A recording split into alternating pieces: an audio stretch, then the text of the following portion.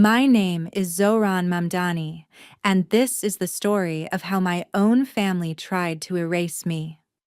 My parents announced a brutal competition for control of our family's $50 million trust and political empire. Only one child would inherit everything, the one they believed was capable. The rest would be cut off entirely. The rules were simple. Win the mayoral race. I still remember the venom in my mother's voice when she looked me dead in the eye, dismissing my entire existence with 4 words. She didn't even raise her voice, just a cold surgical precision. Zohran, you are not capable. My father simply pointed to my older brother, the favorite. He is built for this. He has the necessary ruthlessness. They poured every resource, money, connection, staff into my brother's campaign, treating me and my younger siblings as irrelevant, just collateral damage in their political game. They thought I would quietly fade away and accept the role of the family failure. They were wrong. The competition was designed to break us, to turn us against each other, and sacrifice our own sanity for their twisted vision of success. It nearly cost my brother Kian his life, and my sister Lila her freedom. But a funny thing happened on election day. The results came in, and the congratulations weren't for the ruthless prodigy. They were for me. My parents paid a heavy price for their judgment. I took the victory, and then I cut the cord. The $4,000 monthly support they used to control me gone. All their utility bills terminated. The desperate messages started pouring in. Please don't do this. They finally understood what being cut off truly felt like. If you've ever been told you weren't enough, or if you had to fight to break free from a toxic situation, hit the subscribe button and tell me where you are. How many people are in your family? Do we love each other? I'm sharing every detail of how I turned their biggest betrayal into my ultimate power move. That conference room wasn't for family announcements. It was a courtroom where our worth was judged. After my father, Robert, finished his speech about investment strategy, the air grew thick and heavy. My older brother, Elias Mamdani, 24, a lawyer already integrated into the family's lobbying firm, was clearly the anointed one. Elias looked at me with undisguised contempt. He knew I wasn't supposed to be competition. Zohran, 22, was a sociology student, a major my mother Aisha deemed a useless luxury. Immediately, the unwritten rules took effect. In our family, money wasn't just a medium, it was a tool of control. Previously, each child received a fixed monthly living allowance, and all bills were covered by the family trust. Now my parents announced a new model: conditional investment. Elias would receive 5 times the allowance, a bespoke campaign consulting team, and an unlimited budget for fundraising. As for me and my younger siblings, Kian Mamdani and Lila Mamdani, we were downgraded to a basic support level, just enough to keep our student IDs valid and cover rent for a mediocre apartment, contingent on signing a commitment to repay the funds if we didn't achieve success as defined by our parents. My mother didn't mince words. If you don't switch to finance or political science, Zohran, that $4,000 monthly support will be reevaluated in 6 months. For Kian, my 19-year-old brother, it was a profound blow. Kian was a gifted graphic artist finding solace in the dusty old recording studio in the basement. He was immediately excluded from this race because art was not a profitable capacity by the Mamdani definition. From that day on, everything Kian did was classified by my parents as resource waste. At dinner, my mother would cite figures on Elias's potential return on investment versus the frivolous expense Kian incurred buying art supplies. Kian started hiding his artwork. I'd find him staying late at college trying to enroll in dry political economy courses he detested just to prove he had value. He told me one night over the phone, his voice catching, "They want to take away who I am. They want to turn me into a different person just to be worthy." I knew this was how they planned to destroy us from the inside out. The competition wasn't limited to politics. It seeped into every meal, every outing. Elias was invited to major political events with my father meeting big donors. My siblings and I were only allowed at low-level charity functions, which served as opportunities for my mother to observe and evaluate our social networking skills. She frequently referred to this as the character evaluation, a subjective criterion accounting for 30% of her internal grading system.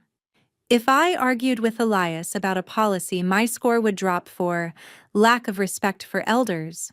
If Kian looked tired or withdrawn, his score would decrease for lack of positive attitude. The formula was never fair. It was designed to keep Elias on top and push us into the abyss. I began to realize that entering the mayoral race wasn't about winning, it was about surviving. I registered my candidacy partly to gain my parents' attention to prevent them from completely cutting me off, and partly to stay close enough to Kian and Lila. Lila, 20, a second-year law student, was usually the most cheerful in the house, but the pressure had turned her into a stressed person frequently suffering from debilitating migraines. My parents started intervening brazenly in Lila's personal life. Aisha arranged dates for Lila with the son of a major donor, someone Lila couldn't stand, justifying it as, "This is an investment in the family's political network." Elias didn't object. He even encouraged it. When Lila came to me, her face was pale, clutching my hand and whispering, "They are selling me, Zohran. They are using me as collateral for Elias's campaign." Kian's collapse and Lila's potential sacrifice made me realize this competition wasn't just about money, it was about destroying us. I had to find a way to fight back, not just for myself. From the day Lila confessed that our parents were essentially selling her, the household tension shifted from financial pressure to matrimonial manipulation. My mother, Aisha, no longer maintained the facade of a caring mother. She became a relentless political matchmaker. Her target was Dean Sterling, the son of a state senator, a family with immense influence who could inject enormous capital into Elias's mayoral campaign. Dean was coarse, arrogant, and someone Lila absolutely wanted nothing to do with. "Don't dramatize things, Lila," my mother said during breakfast, her voice sweet but icy. "This is a strategic alliance. Marriage is a form of investment. You will solidify Elias's position and secure a stable future for yourself." Lila, only 20 at the time, didn't dare argue, but I saw her hands tremble as she held her glass of orange juice.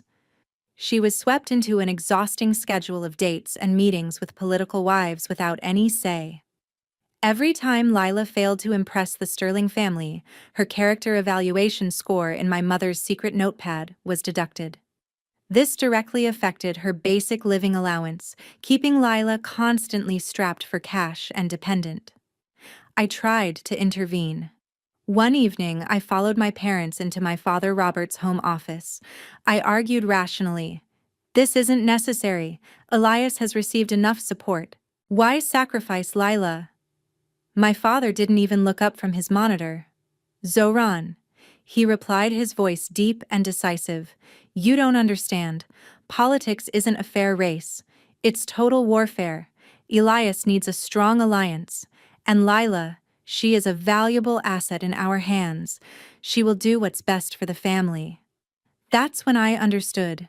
My parents fully viewed us as assets, not as children.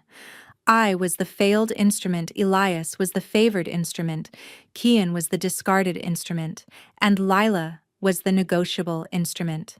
Elias, my brother, fully supported this scheme. He frequently brought Dean Sterling home to strengthen relations, and each time his eyes toward Lila held a look of demanding, cold exploitation. While Lila was being suffocated, Kian was quietly self-destructing. He completely abandoned his painting and music composition. The basement studio collected dust. Instead, Kian devoted all his free time to volunteering for another local political campaign, one completely unrelated to ours, just to earn a practical achievement to score points with our parents.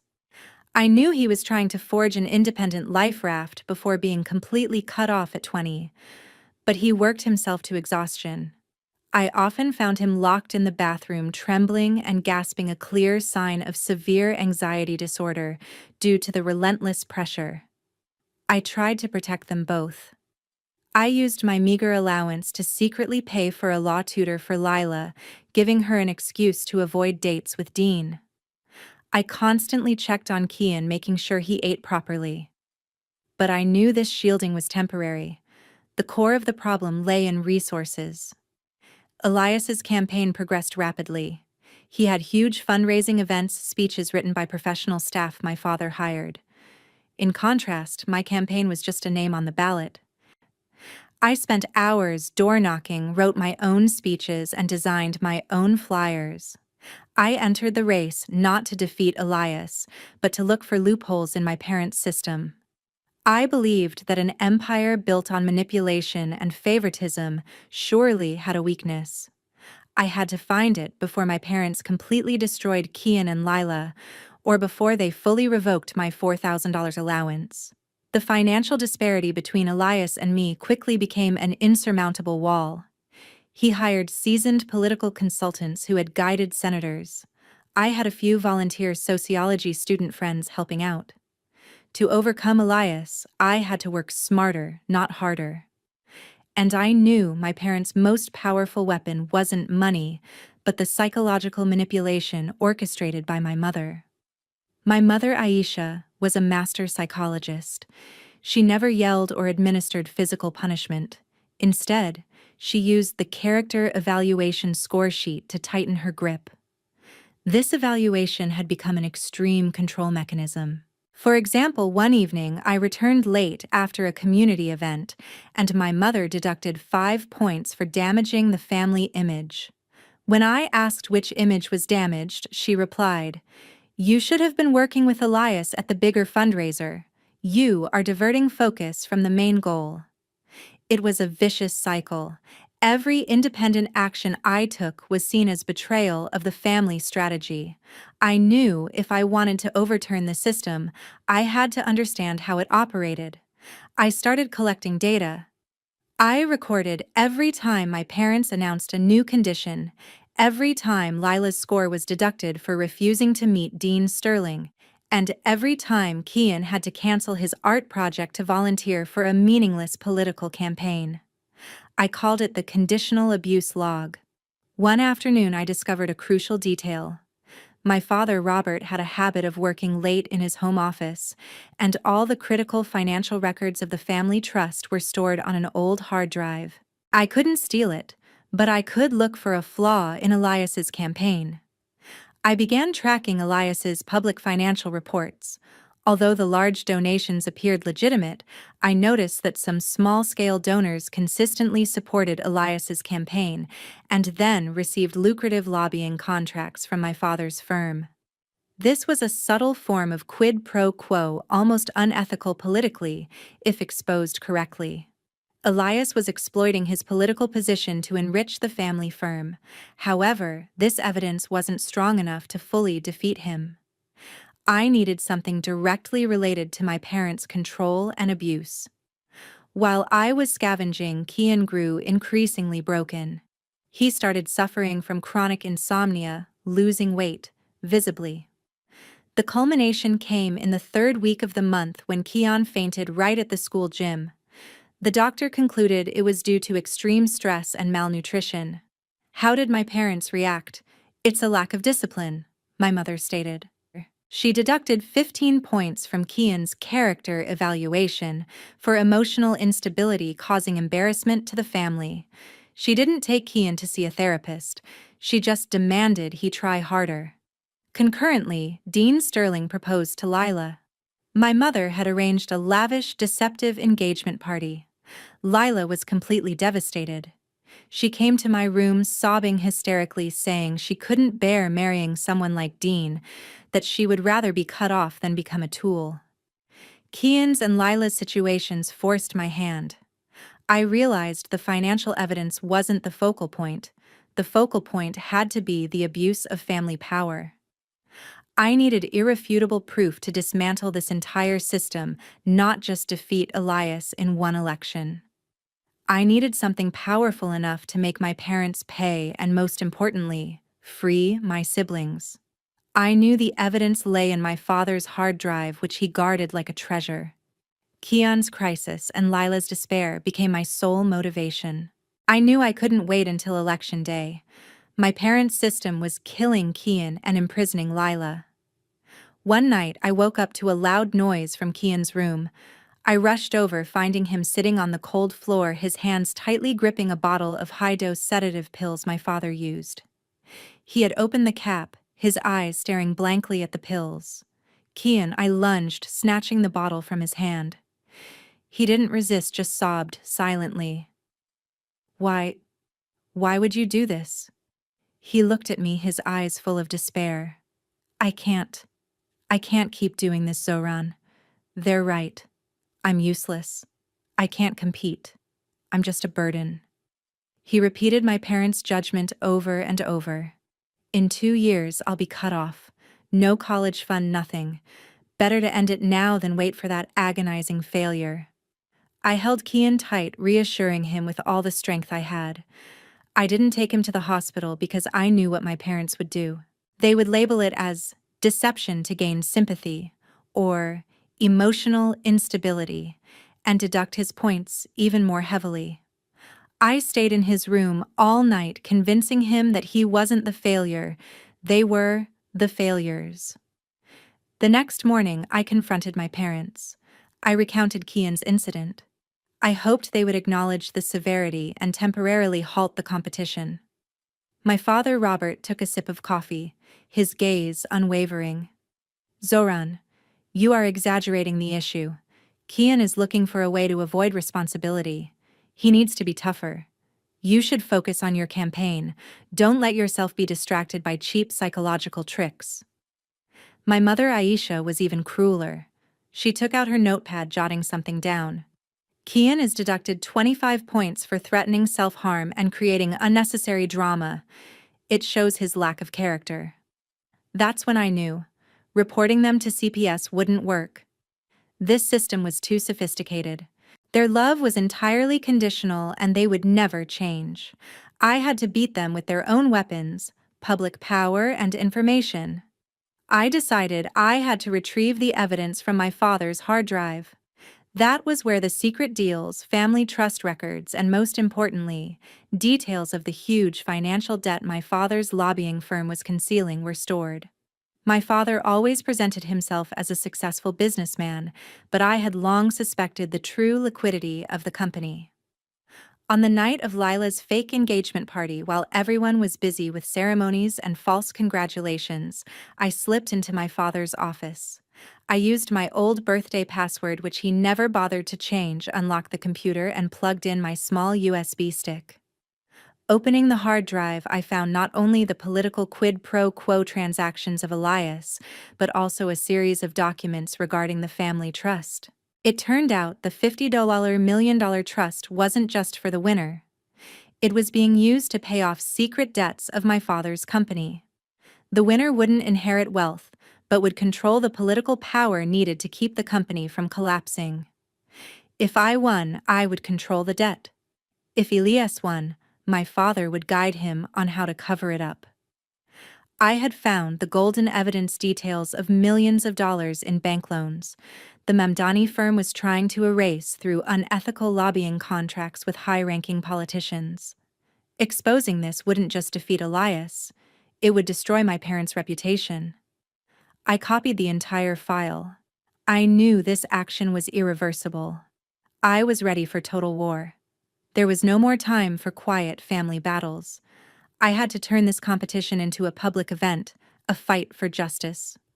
I started by approaching Tariq Khan, a famous investigative reporter for the local newspaper. I didn't hand over the files immediately.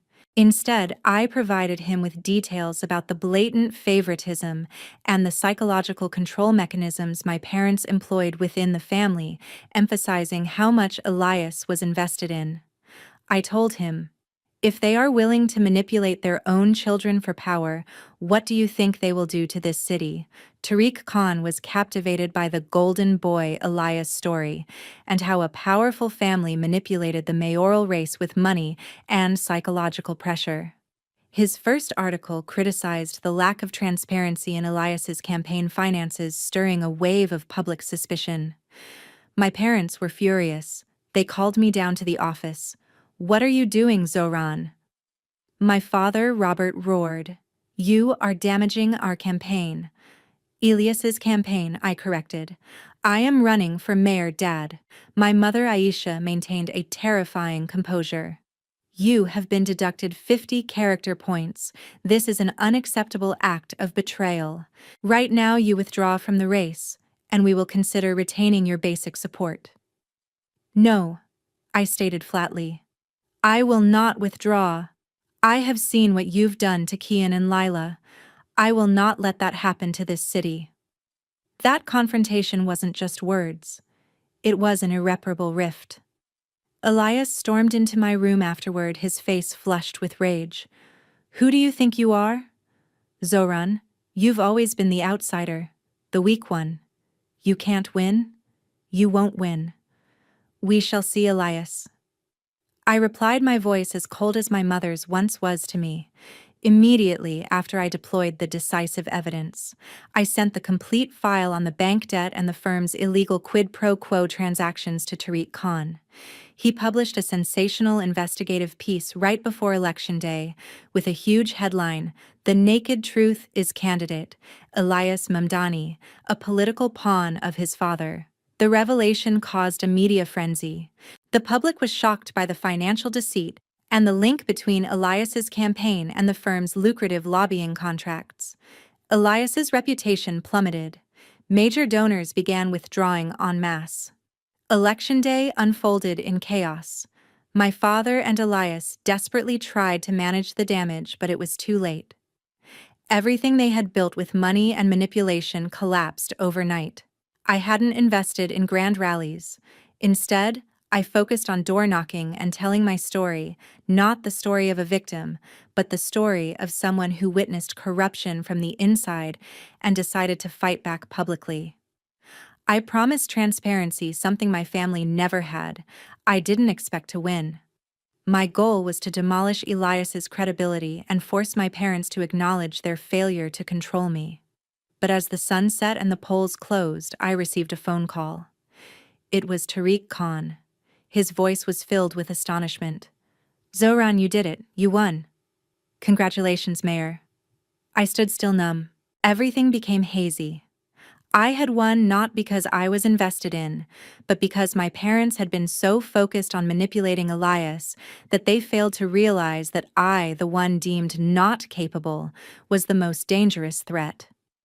The next morning, the hotel suite where I had been tracking the election results was buzzing with congratulations. My student volunteers cheered and applauded. They lifted me onto their shoulders, and I saw the constant flash of camera lights. I had done it. I had won.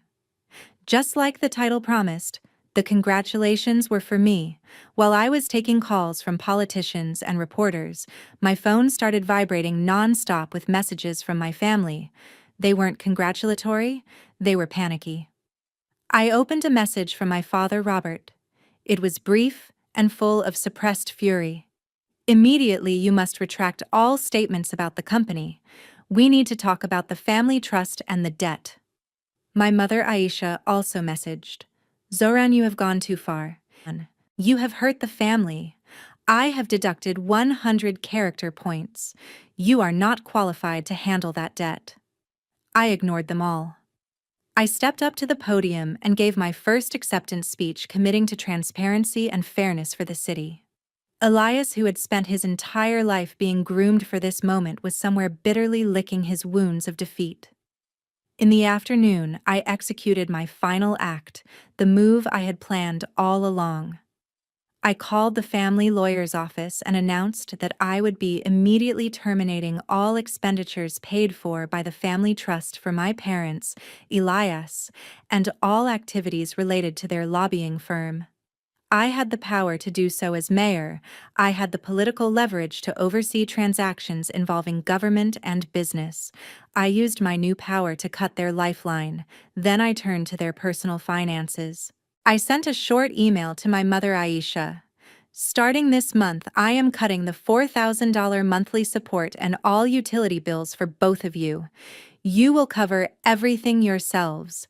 That is a lesson in self-sufficiency. I didn't do this out of petty revenge. I did this to show them what it felt like to be cut off and to ensure they could never again use money to manipulate me or my siblings. A few hours later, my phone lit up. This time, a message from my mother, Zohran. You cannot do this. Your father needs that money to cover expenses. Please, I beg you, don't do this. Please don't do this. This was the first time in my life I saw them plead not out of emotion, but because their financial dependency was too profound. They begged in messages, "Please don't do this." I did not reply. My life changed. I achieved absolute independence. Kian was immediately removed from that toxic environment by me. He started an intensive art class he had always dreamed of.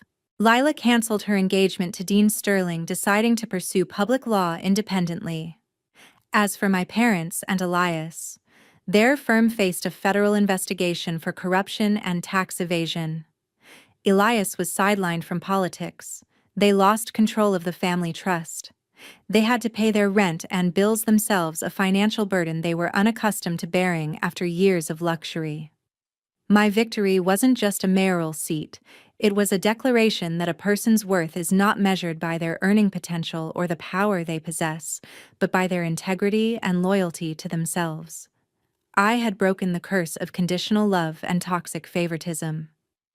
The takeaway: if someone dismisses your capability, use that dismissal as the fuel to seize power and then force them to pay the price for their disrespect. I cut them off completely. There was no reconciliation.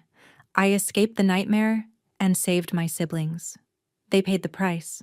And that was the very last thing I did for the Mamdani family. The aftermath of the election was not merely a political transition for the city. It was an earthquake that structurally demolished the Mamdani family's facade. The media loved the story, painting me as the underdog who exposed the political corruption embedded in the very foundation of her upbringing. This public narrative, fueled by the evidence I leaked, made it impossible for my father Robert to simply sweep the financial irregularities under the rug. The federal investigation deepened, forcing him to dissolve the lobbying firm the source of their wealth, and more accurately, their psychological control. Elias, having staked his entire future on winning and being hailed as the next political prodigy, became instantly unemployable. His reputation was irrevocably tied to the firm's scandal, and the political circles that once embraced him now shunned him as a liability.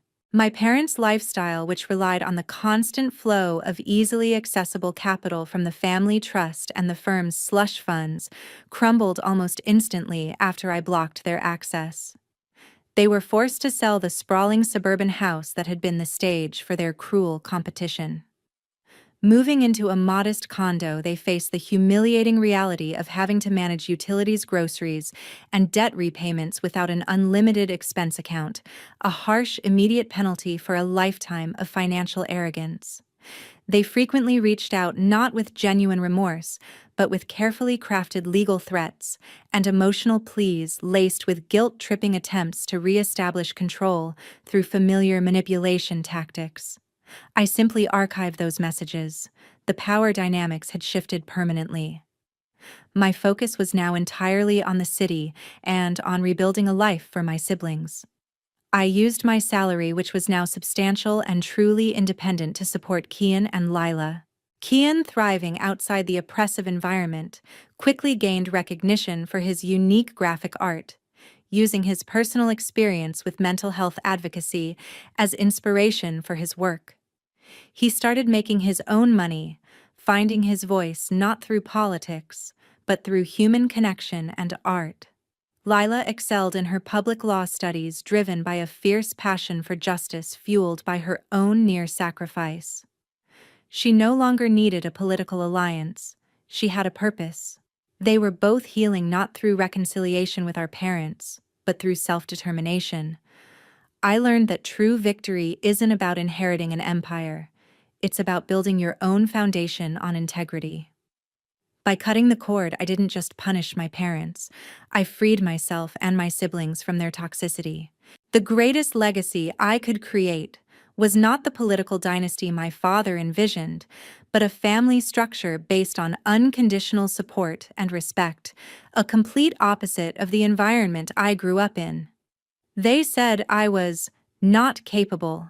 I proved them wrong, secured my future, and then made sure they couldn't afford their own. That was the perfect clean ending.